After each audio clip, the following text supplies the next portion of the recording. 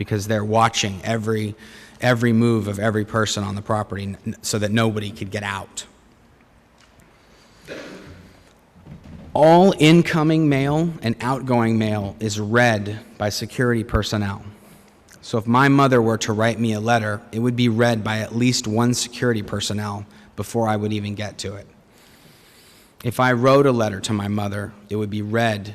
I would have to, any mail that any staff member there mails out has to be sent unsealed so that it can be read by security. And once they've read it and deemed it proper and no sensitive information is being leaked through the letter, or I'm not saying what's happening with me or that I'm unhappy or any non-optimum situation is written in the letter, if that's all okay, then the security guard themselves will seal it and then mail it. That's all communication from all staff members.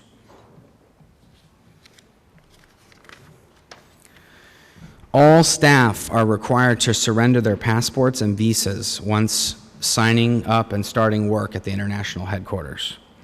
So if I'm a European citizen and I'm working there and I decide to leave, even if I do leave, I can't go anywhere because I don't have my passport or I don't have my visa, I don't have any of my papers, and there's no way to get them. They're locked up in a safe. I have no access to them whatsoever.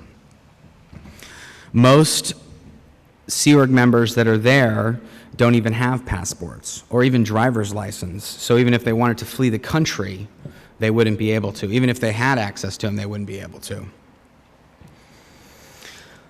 As well, all Sea Org members internationally are forbidden to have children.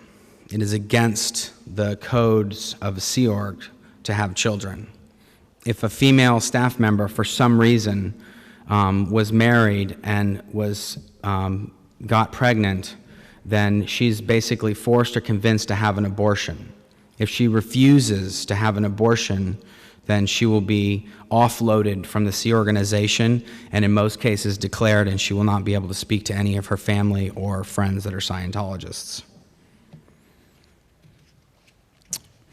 During the 15 years that I worked for the Church of Scientology, my income averaged out to be 36 cents an hour. That's what I got paid for working there for 15 years, 36 cents an hour. Some years I got $1,000 for the entire year. That was my pay for working over 100 hours a week. I was paid $1,000 a year. When you get paid $1,000 a year and you want to leave, it's very hard because you don't have any money. If you had no money and you left, then you basically have to tell yourself, if I leave, I'm going to be a bum on the street because I have no family, I have no friends, I have no money, I have nothing, I have no possessions.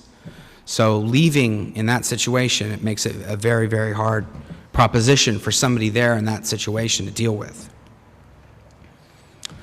Like I was saying earlier, most people that are working there, they don't have a car, so there's not really any reason to have a driver's license. You don't have any money, so there's not any real reason to have a bank account or a credit card or credit history. I don't know how it works here in EU, but when I left in 2005 and they found out that here's this 33-year-old guy and he doesn't even have a credit card, doesn't have any credit history, where have you been for 33 years? You don't even exist. You don't even have bad credit. You don't exist. You're nobody. It makes it very hard to start a life, get a job, get an apartment, buy a car. Staff that do manage to escape, after everything that I've just told you, staff that do manage to escape are hunted down like animals and recovered. If you leave and they find out you leave, every morning, every morning at breakfast, every noon, every dinner time, and at the end of the night, there's a roll call of all staff members. They account for every single person. If at any one of those intervals someone is not accounted for, they call a drill, basically a task force that gets sent out. They check all bus stations, all airports, all hotels, any means of transport or escape are all checked and gone through to find any of these people, a person who might have left. Scientology even has access they have staff that are licensed representatives of the airlines, not just a travel agent, but like a licensed representative of the airline. So if you were to leave and make it to the airport, they can literally search the records of the airplane, all the flights that are leaving the local airport, and find out what seat you have and exactly where you're going. So they can have somebody meet you at the other end, or they can have somebody intercept you when you're going to the airport. Once they do locate a person that's left, they usually find somebody who that person is very good friends with, and they basically get that person to convince you that you need to come back. Or they get your spouse, your wife, or your mother, or your father, or whoever is there. There's a lot of people that work there that their children also have now worked there, or their best friend for the last 20 years has worked there.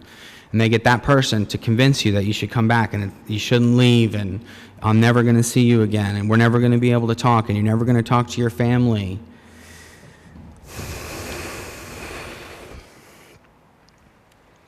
If a person leaves and refuses to come back, and they can't convince them to come back, then they basically give you one final option, and they tell you, if you leave, you will be declared a suppressive person. One of the rules that L. Ron Hubbard wrote about the international headquarters of Scientology is that no matter what happens, if you leave and no longer work there, you will be declared a suppressive person, period. Mainly due to the sensitive and very compromising information that people learn while they're working there. If they were to leave for any reason, and they were to speak with other Scientologists about what happens there and the goings-ons there, then they would lose members of the organization, because people would, obviously go, that can't be right, that's just major violations of human rights. It can't be possible, and they would have people leave Scientology. So basically, if you do leave, you are declared a suppressive person. Once you're declared a suppressive person, you can no longer speak with any of your family if they're involved in Scientology whatsoever.